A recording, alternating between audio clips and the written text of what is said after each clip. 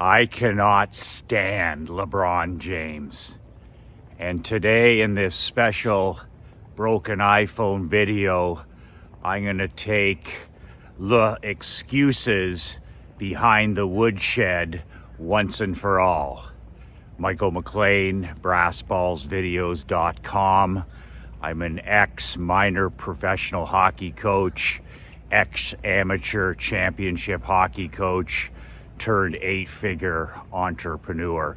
You can actually download a copy of my brand new book below, brassballsvideos.com. The title of the book is 5 Ways to Unfuck Your Life in the Next 30 Days.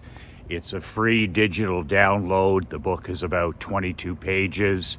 It's all content. There's nothing else to buy. You can download it, you can print it off, you can share it with your managers, your employees, your queen, whoever you want, at the link below, brassballsvideos.com. I'll leave it up for a couple more days. So, really interesting topic.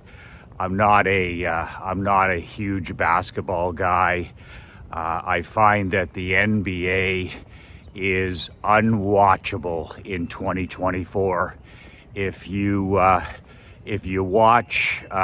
compare even the two professional leagues, the NBA playoffs are on now, the NHL playoffs are on, and the only time that I watch hockey during the year is during the playoffs. I'll tune in and watch a period here and there. I've turned my back on pro sport. And I turned my back on pro sport because of all the social justice and all the virtue signaling and all the cupcake behavior. And the face of all this in the NBA, and it's filtered into all of the pro sports. It's least prevalent in the NHL, but even now, this entitlement, this selfishness, this me attitude has infiltrated into all of the pro leagues. And there's not been a single athlete, in my opinion, that's had more of a negative, toxic effect on young people, on young athletes coming up in high school, into college, into the pro ranks, than the man himself, LeBron James. This is a guy whose legacy as it stands in 2024 as an absolute guy who can't get the job done. I mean, the guy has won 4 titles.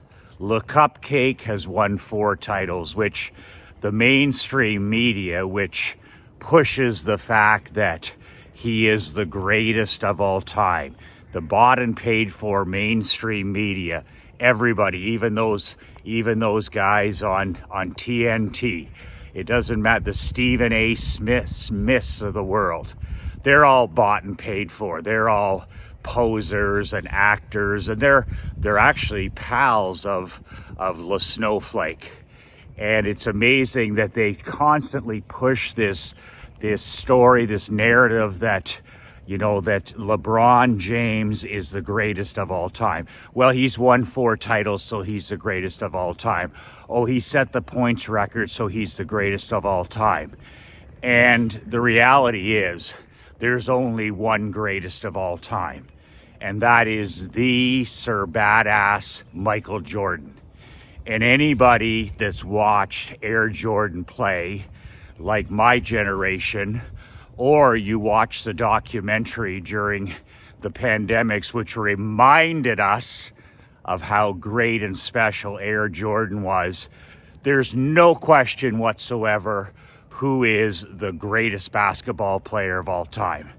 I mean, I put several players ahead of La Princess as it is. I mean, he's clearly in the top 5, but to consider LeBron James as the greatest of all time in the NBA is an absolute joke.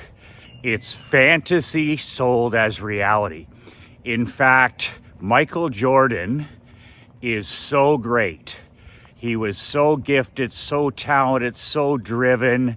And what was he in the finals? Was he 6-0? Do I have my stats right here? Michael Jordan never once lost an opportunity to put a ring on his finger. And if he hadn't gone and played baseball, Jordan would have won more titles with that Chicago Bulls team. A lot of things went wrong in Chicago. A lot of things went wrong with the ownership, with the general manager, with players, with coaches, and Jordan still figured out a way to win 6 titles. 6-0 in the finals, if I'm correct. So I think Le Snowflake has been to 10 NBA finals, something along those lines. So his record is actually a losing record in the finals. But what's interesting is myself, I've been around Hall of Fame, especially hockey players, my whole life. I grew up meeting these guys, and I've hired them. I've been around them. I've had the opportunity to be around players like Raymond Bourque and Mike Ditka and Wendell Clark and Guy Lafleur, and these are Hall of Fame players. They're not the greatest of all time, but they're incredible, incredible Hall of Fame players. And when I think about Michael Jordan versus LeBron, there's no comparison whatsoever. One player made everybody around them better. He made the franchise better. He made the fan base better. He made all of his teammates better. He made the coaches better. And then you have a guy like La Princess who makes everybody around him worse. Everybody around LeBron James eventually gets worse. So when he builds these supposed dream teams, and that nonsense started in Miami after he proved that he could not win in Cleveland his first time. He proved he could not win. So LeBron James,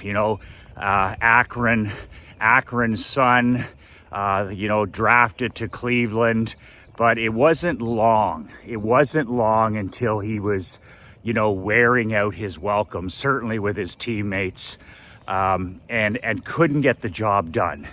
So then blame, that's always been the pattern, right? Never, ever, ever is it James's fault. It's always the fault of the ownership group, the general manager. This guy changes coaches like I change underwear.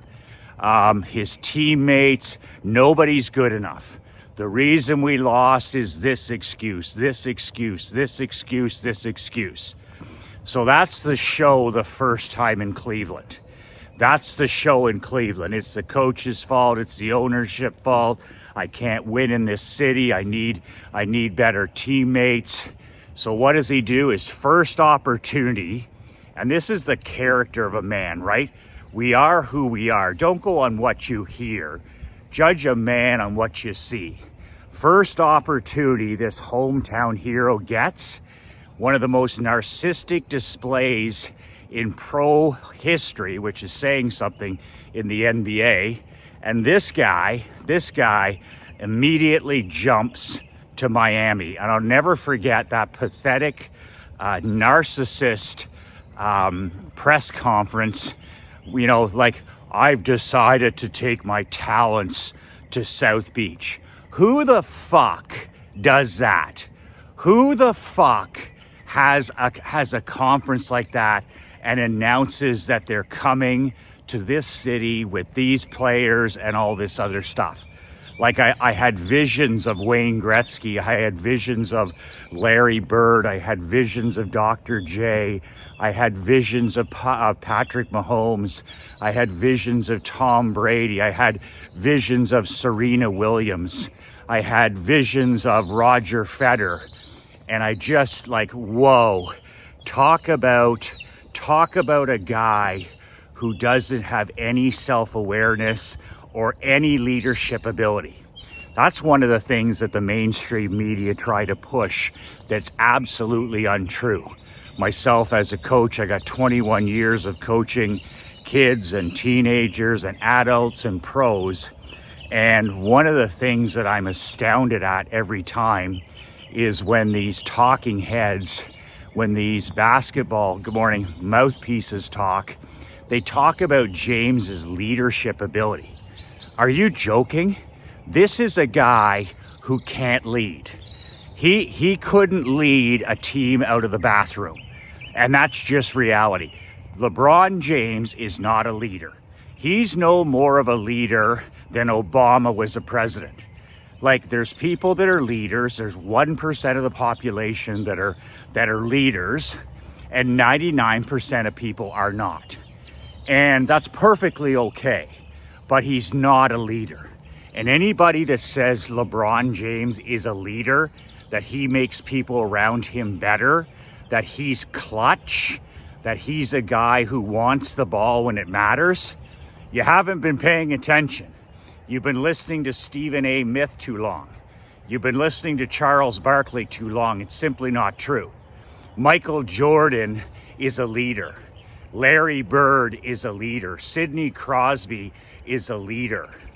And you can just go down the Joe Montana was a leader. And it just goes to show you that the mainstream media just pushes this guy, trying to, anoint him as the greatest of all time. He's not, and it's not even close. So he goes to South Beach, and he puts this supposed dream team together. The best part of the dream team is actually he's playing with one of the greatest players in the game, Dwayne Wade. I love Dwayne Wade. I love everything he stands for. The guy's a proven winner long before the snowflake came there. But it's kind of funny. He's so James is so unself-aware. He goes there and he anoints himself the king of that team.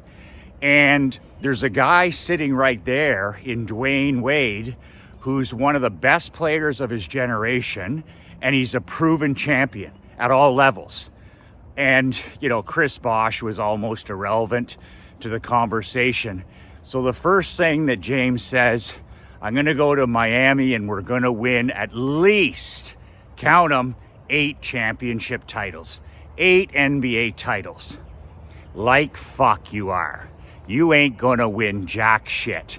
He won 2 titles in Miami, and he was right.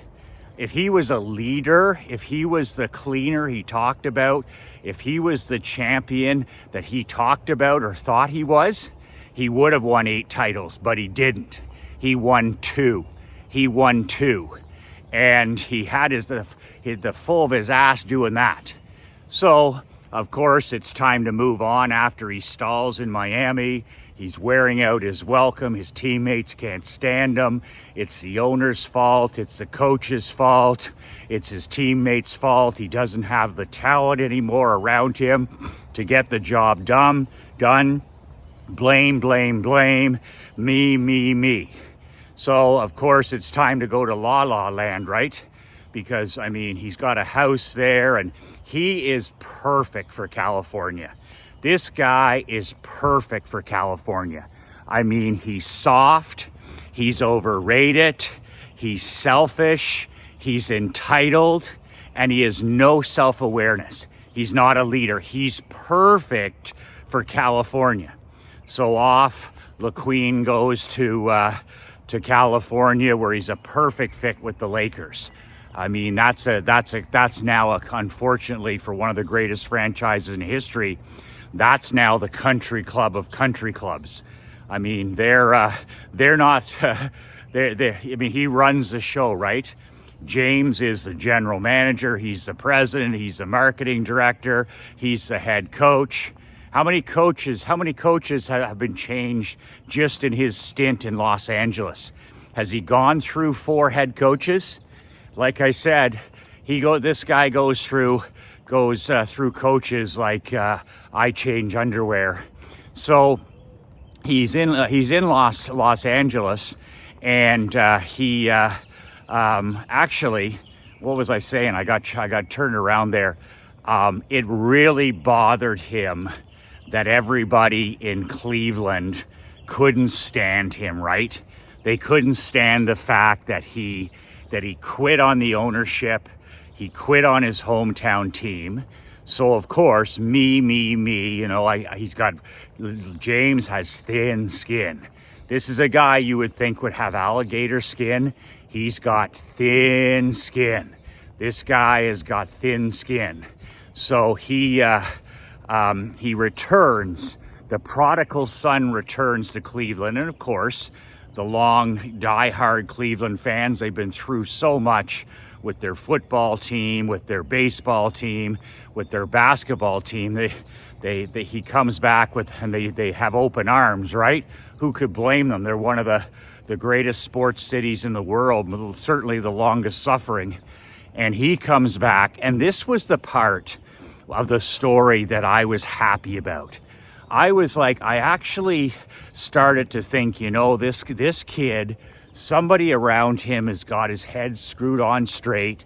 He's gone back to his hometown to right a wrong. He's gone back there with the right attitude to win a championship. It's about the city of Cleveland. It's about the franchise. It's about the fans. And he goes back and he delivers a championship. And that was the peak, as far as I'm concerned, of this guy's career. When he goes, we returns home, and they you know, that's an upset in the final. He plays pretty well, and they win a championship.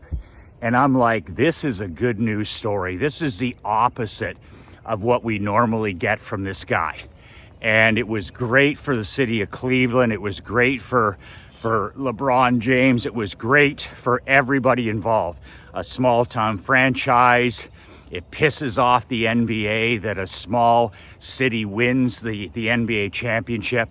You have to remember, these progressive sports teams, I've been in that business for a long time. They want the New Yorks to win. They want the Los Angeles to win. They want the big markets to win. A perfect example of that is, I was reading a stat yesterday that the Lakers this year, in 2024, when they flamed out in the first round, in this year's season, the Lakers had over 1,001 plus more free throws, basically fouls called, than any other team in the NBA. Think about that. The Lakers went to the foul line over 1,000 times more than any other team in the NBA. What do you think those referees have been told? What do you think what's been implied to those officials? We want the Los Angeles Lakers to win. We want the New York Knicks to win. The thing with the New York Knicks is they're winning on ability. They're winning on integrity. The Lakers, they're just, you know, you have the progressive NBA in there. We want to push California, we want to push Los Angeles, and we want to push our little darling LeBron James. Still couldn't win, not even close. So, of course, he you know, Cleveland isn't good enough for him. Winning championships there, he can't do it again, right? In the back of his mind, he's like, I don't have the players. I can't do it here again. I better get out of town before they change the score, or they take that championship away. So in total fashion, it's all about him. Me. Blame. He leaves his hometown for a second time. He thinks he cemented his legacy in his hometown by winning that one title. And maybe he has. Admittedly, maybe he has. They're so desperate for a championship. But the calling of California, right, of Los Angeles, he has to be a Laker. And I mean, this guy has the gall to compare himself to, you know, the Jerry Wests and, of course, the Magic Johnsons immediately, right? The greats of all time. I'm going to go there and I'm going to win multiple championships and I'm going to play for one of the most historic franchises in sports. Well, he goes there And to date, he's won what? He won his fourth title. He won his fourth title in the bubble, in that 2020 bubble, which in my estimation, which in my opinion, my biased opinion, doesn't really count. 2020 NHL Stanley Cup doesn't count. NBA doesn't count. World Series doesn't count. Any of that shit in the pandemic bubble didn't really count. Or best case scenario, all of those have a major asterisk beside them. So that was Queen La Princess's fourth title. And that's it. He ain't winning anymore. And now he's talking about, well, it's time for me to maybe think about retiring in the next few years. Admittedly, I have to give the guy some flowers, some credit for taking care of himself. I mean, the guy is in phenomenal shape. He's, by all accounts, a clean living guy. He keeps his nose clean off the court. There's no problems there. I mean, the guy is a freak of nature. Clearly a freak of nature. Probably the most talented, definitely, most talented, most gifted player in history. I don't think that that's up for debate. But he doesn't have what a Jordan have. He doesn't have what a Bird had. He doesn't have what a Jack Nicklaus had. He doesn't have what a Tiger Woods had. He just simply doesn't have it. He doesn't have what a Jerry Rice had. And it's comical because like the way it ends this year, he gets his ass whooped by the defending champions. Denver took them to the woodshed. Who's the best player? The best player is on Denver. The guy doesn't give a shit about anything but winning. He's going to be a 3-time MVP again. Doesn't even care about that. And then those quotes after the Lakers lost last week in the first round were extremely telling. Of course, they're covered up by the mainstream media. The Lakers were injured. They didn't have the players. They lost their momentum. All of this garbage. That's called burying yourself in BS. So it was very telling, red flags, when you, once again, at the end of the season, people that weren't part of the bought and paid for media, people that weren't part of those mouthpieces on NBA basketball, it was interesting because as soon as they lose to Denver, and it wasn't close. I mean, there's no chance that team that LeBron assembled has any chance of defeating that machine in Denver. So first thing, we had all kinds of injuries. We've had all kinds of bad luck. We hit our peak when we won the in-season tournament. What a fucking joke that is. To actually reference winning the in-season tournament, to actually celebrate and hang a banner. Like most Laker fans that I talked to, they were embarrassed. They were embarrassed that a franchise with as much history as the Los Angeles Lakers would hang a banner winning an in-season tournament. Could you see the Montreal Canadiens or the New York Yankees or the Los Angeles Dodgers or the Dallas Cowboys? Could you see them hanging an in-season tournament banner? Like that's Bush League.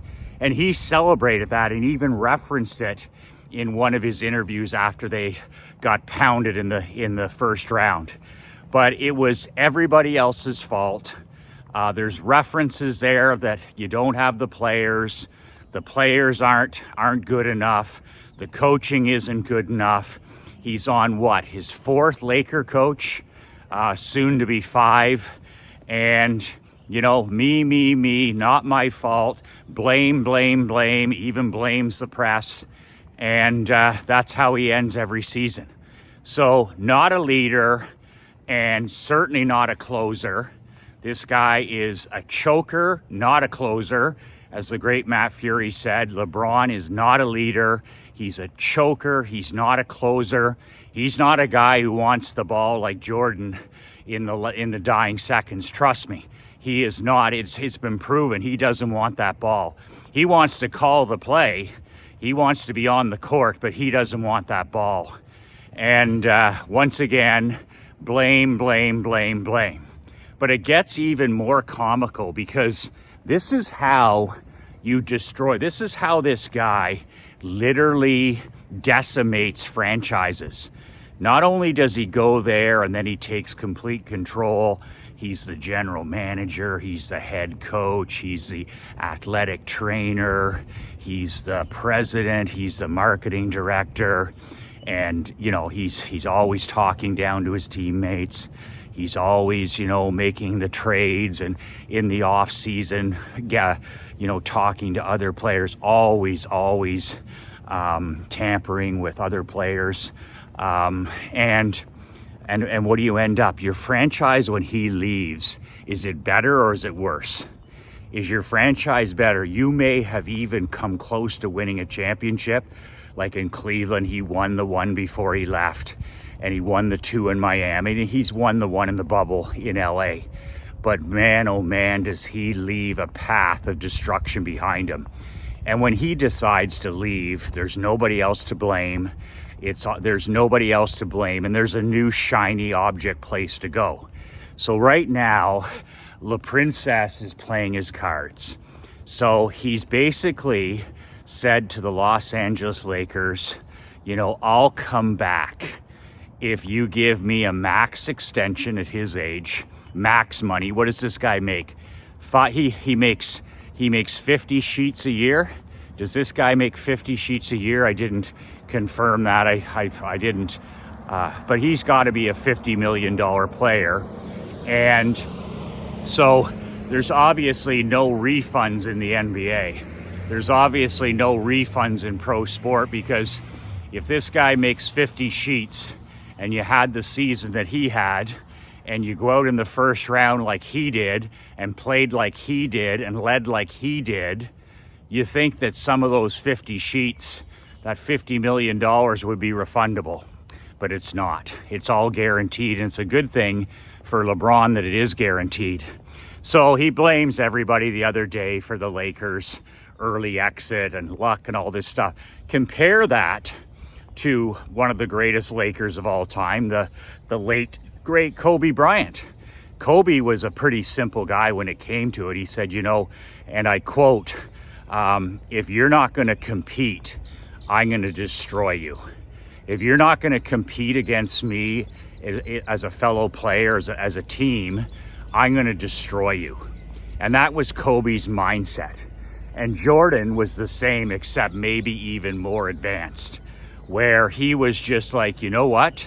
I don't care about injuries. I don't care about my teammates, the level of play. I don't care about where we're playing. I don't care about the general manager being against us. I don't care who the head coach is.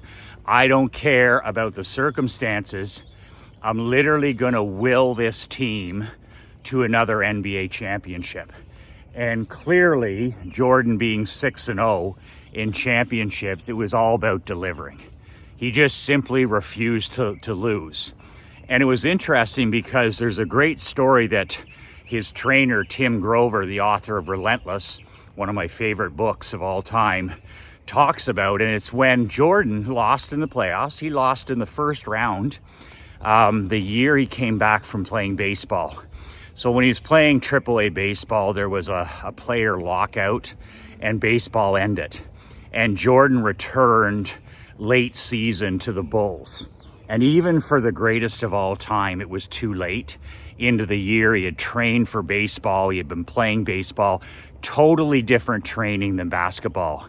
And even the great Michael Jordan couldn't get himself in the right fitness, the right situation, play enough games, and the Bulls lost out in the playoffs.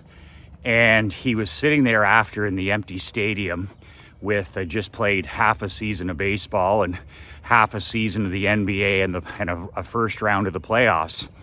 And instead of making any excuses, besides blaming baseball, besides blaming his trainer, besides blaming the general manager or blaming the ownership, Jordan, like Kobe, like Montana, like Woods, like Serena Williams, like Roger Federer, like Mike Ditka, like Tom Landry, like Troy Aikman, like Patrick Mahomes when he lost head-to-head to Brady.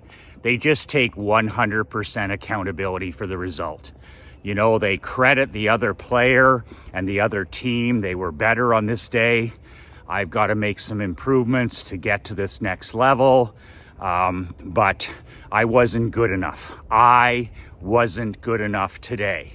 And that's when you hear that as an owner or as a coach, in my case, when I coach minor pro, and especially when I had my own junior team, that was what I was looking for from my captains, is that 100% accountability. It's every win, every loss, every result is my fault, and I want that pressure. I had that mentality as a coach. I had that mentality as a CEO. I have that mentality as a consultant, as a father, as a husband. I want all the credit and all the blame, as the great Jimmy Johnson would say. You imagine Emmett Smith turning on his teammates. You imagine Troy Aikman turning on his teammates. Could you imagine? Look at the difference between a Patrick Mahomes. You see that guy on the sidelines like Kelsey, he's not a leader. There's no other leaders on that Kansas City team. Like Andy Reid's the leader, and he's got one of the greatest players and greatest leaders in history in Patrick Mahomes. Remember when Brady was losing to Atlanta that time, just pacing up and down the sideline. Keep doing what we're doing. Keep doing what you're doing during that comeback. Encouraging his teammates, stay focused on the job, the process, stay focused. And, let's score every drive. Just keep chipping away. Sounds familiar, right? And Montana was the same way, that icy, absolute icy in their veins ability to lead people. So the greatest of all time, my ass. He's not the greatest of all time in basketball, but here's something too that makes me laugh, because you're literally comparing yourself openly to Michael Jordan. So in my biased opinion, Jordan is not just the GOAT of basketball.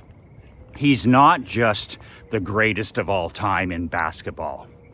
In my opinion, being involved in sports for over 2 decades at the amateur and minor pro level, and watching sports for the last 50 years, meeting Hall of Famers, being around the locker rooms, meeting Hall of Fame coaches, and Jordan is the greatest, arguably the greatest athlete of all time. You've got guys like Jack Nicklaus, you got guys like Babe Ruth, you have guys like, Tom Brady, you have guys like Muhammad Ali, it's a tough argument, but he's in that conversation. And if you ask me who I think the greatest basketball player of all time, that's simple. That's MJ. He's the greatest of all time. 6 championships. It's not even close. He made everybody around him better. He was a team first guy. He was a closer. He was a cleaner. He was the guy who wanted the ball, and he was just a winner, period. Still is. But then I take it to the next level, where is he better than a Wayne Gretzky? Is he better than a Gordie Howe, who I had the pleasure of meeting? Is he better than, a Patrick Mahomes? Is he better? And, my answer is he's the greatest of all time. The greatest ability, the greatest gifts, the greatest mental toughness, the greatest emotional control, the greatest leadership, the most clutch athlete in history. Even more clutch than Tiger Woods. That's hard to say, but that's a team sport versus an individual sport. Jordan could take any teammates, Guys from Dennis Rodman and Scottie Pippen are perfect examples where, those guys are not leaders, they're followers. And Pippen showed his colors when Jordan was gone, that Scottie was simply not a leader. And when you put beta males in a situation where you try to make them alphas, it never works out. I've known that for 21 years of coaching. You're pushing somebody to be somebody they're not. And Rodman, I mean, he was right off the reservation, but Jordan knew that he needed those two guys playing their best to win championships. He was the guy that green lighted bringing Rodman in. So when you're as strong as a Tom Brady, when you're as strong as a Dennis Rodman, when you're as strong as a Sidney Crosby or a Wayne Gretzky or a Mark Messier, you literally can manage these different personalities in the locker room.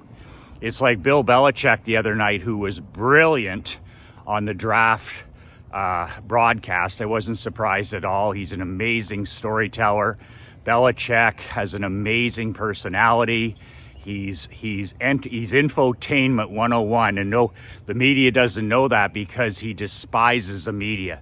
He treats them like shit. He's like Mike Ditka. He looks out into the media when he's coaching and he's like, I despise you people. You're parasites, you're leeches, and that's the way he talks to them. But Bill Belichick, anybody that's played for Bill knows that he's a legendary storyteller. He's a fun guy to be around most of the time. He's a demanding coach. He's a cerebral coach, but the guy has a great personality. He just doesn't show it to the toxic mainstream media. So Belichick just rocked it on draft night. And what was one of the stories he told? He told the story about finally trading for Randy Moss. And that was all green light by Brady because, Moss had a history of selfishness. He's not a leader. Randy Moss is a beta male.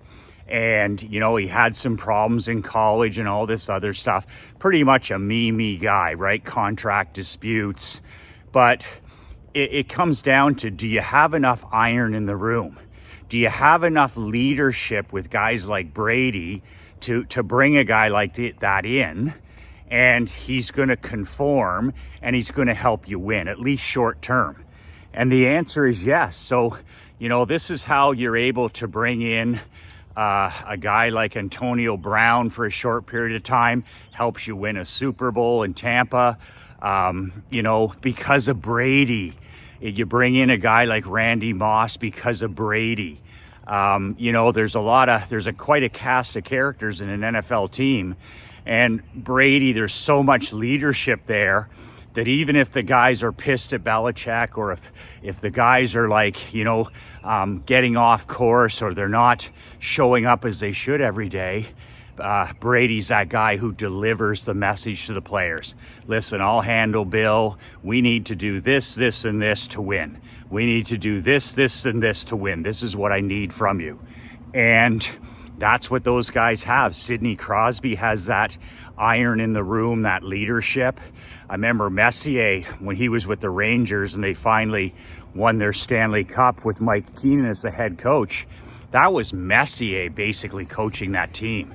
Like when it came to the playoffs, Mike Keenan was like choking as a head coach. Nobody really knows that, but Messier was the calming influence.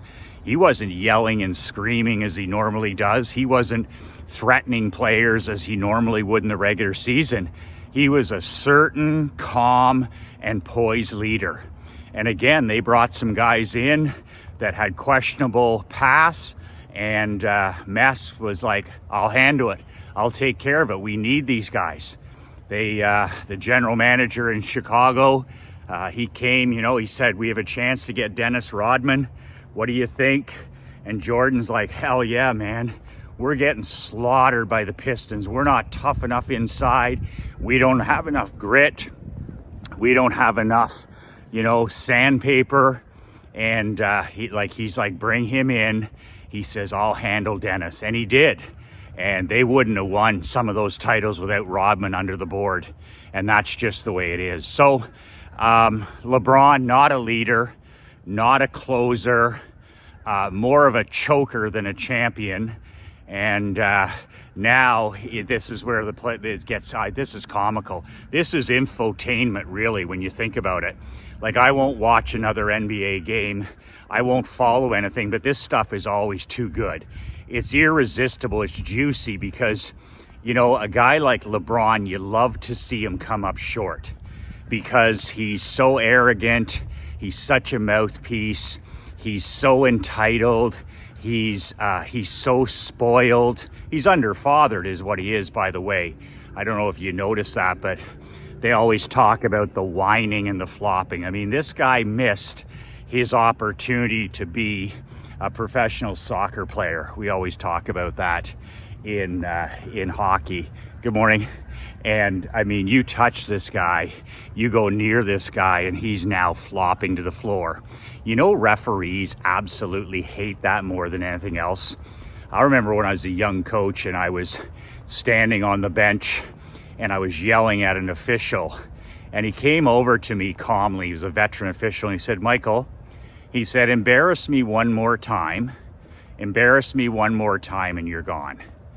And that taught me a very valuable lesson, that no matter what you do, you can yell, you can scream, you can talk. Don't swear to an official. They'll let you say almost anything as long as you don't swear. That's mental toughness. And if you're not emotionally drunk, if you're not, you know, weak and emotionally drunk and embarrassing them, then they'll do almost anything for you. So the NBA wants the Lakers to win, because how do you explain over 1,100 more times to the free throw than any other team? That's a bought and paid for product. But in spite of that, in spite of the fact that if you go near, excuse, he's flopping. If you touch him, he's flopping. And if you actually do make contact with LeBron, he literally lies on the floor as if somebody shot him. And you've seen this many times. And that humiliates referees. That humiliates officials. And they have long memories. So they may put you on the free throw line a lot more. But in the end, because they have to keep their job in the NBA, at the end of the day, they'll get back.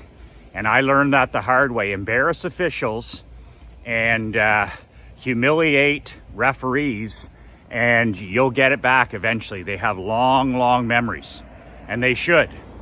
So this guy flops, he drops, he's shot, like somebody shot him from the crowd. And I just think of watching an NHL period last night between the Boston Bruins and the Toronto Maple Leafs, and those guys are in the first round and they're just beaten up.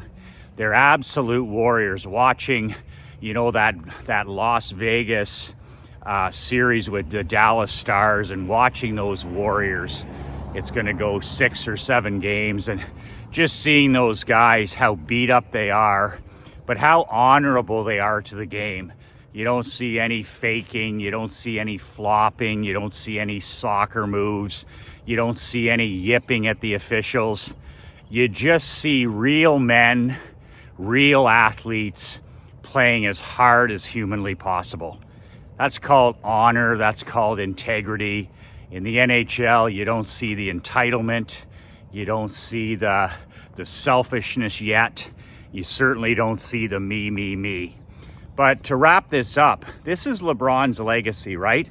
So Gino at UConn, Coach Gino, talked about this with his girls basketball team. He said, you know, he says we recruit these blue chip women to UConn, which is one of the best programs in the country. And he says, you know, all they've watched since they were little girls, or little boys if you're recruiting male athletes, is all they do is turn on the TV or watch YouTube and see all these players being so cool. They're not winning, but they're being cool. High school players being cool, everybody on Instagram, everybody being cool. It's not about the work, it's not about being a teammate, it's not about winning championships. It's about being cool. And Gino said, you know, some of these players don't even know what pivot foot to use yet. And he goes to recruit them, and it's all about being cool. You had the late great, or not the late great, you had the great Nick Saban walk away from football this year at the age of 72. And Saban eventually admitted that the last 2 years of recruiting, he just can't stand it anymore.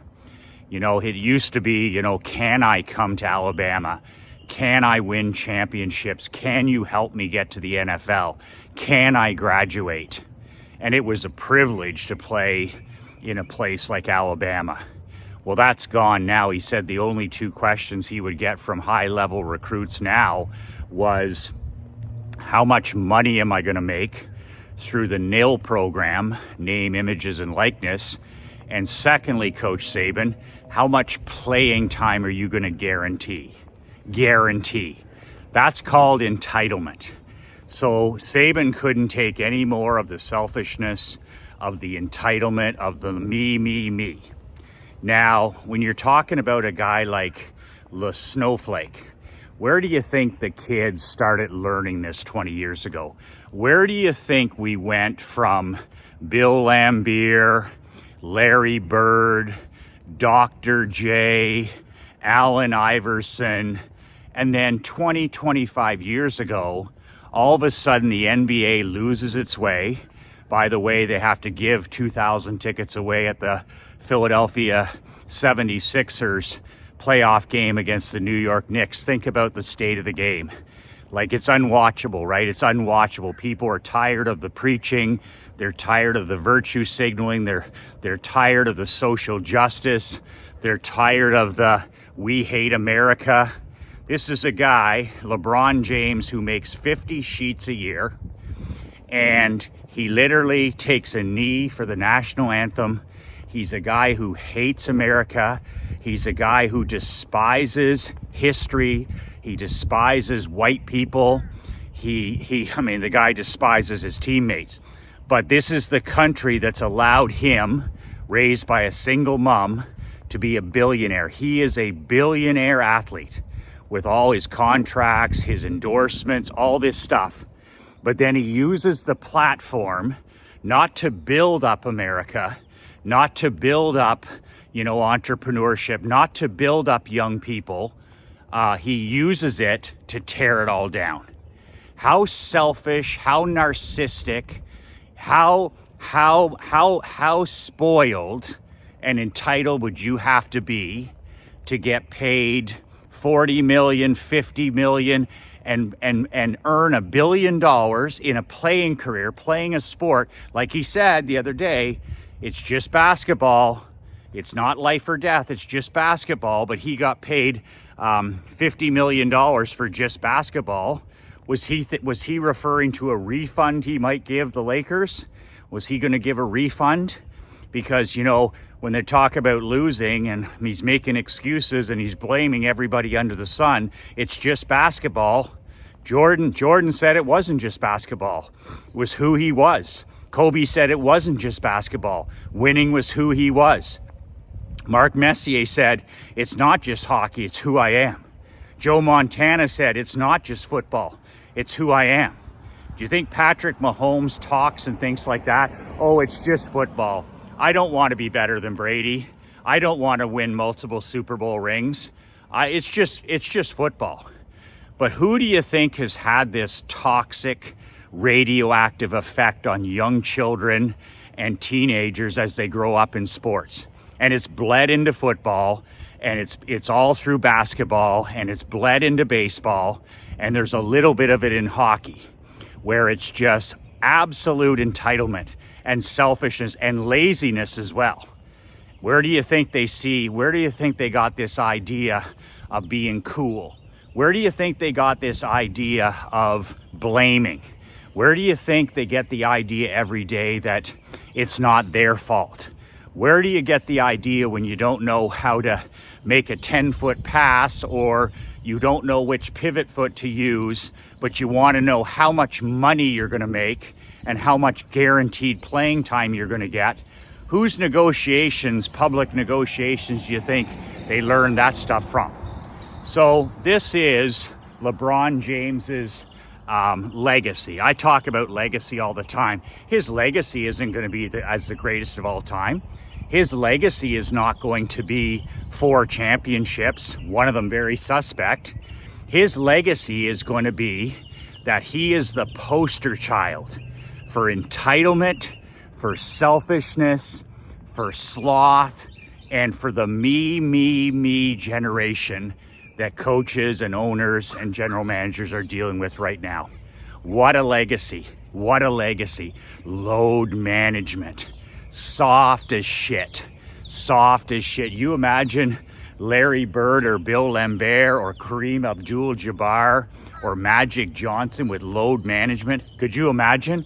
I can't play all the games. In fact, I can't even play some of the playoff games. The Milwaukee Bucks, that's a fucking disgrace.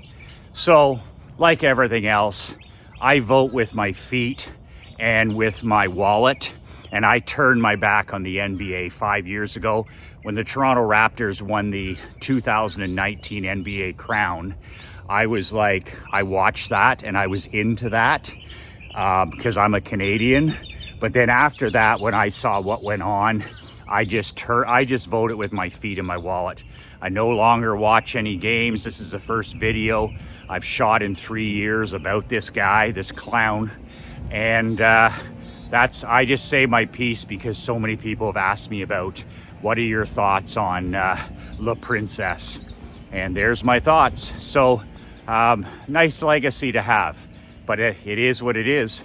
And your legacy doesn't lie. So remember, you can get a free copy of my new book below. The link is there.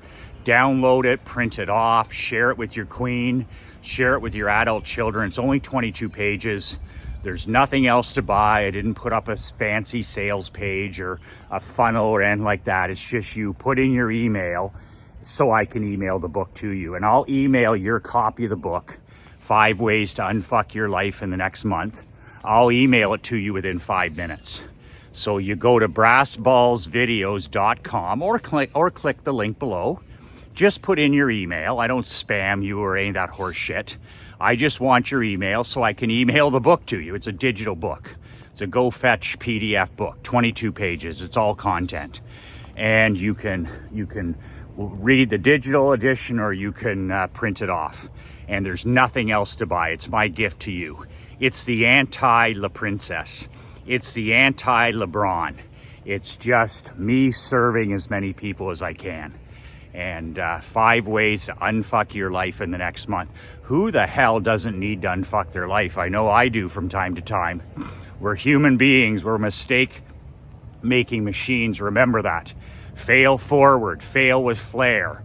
And always play to win. Always play to win. So that's it. I got that off my chest. I wasn't gonna do a rant on this cupcake, on this clown, but sometimes you got to take some of these politicians and some of these celebrities and some of these medical people and some of these teachers to the woodshed, and I feel better. I feel better. You want to feel even better? Download my book below for free at the link, brassballsvideos.com. 2 words that change my life, 2 words that'll change yours. Be relentless.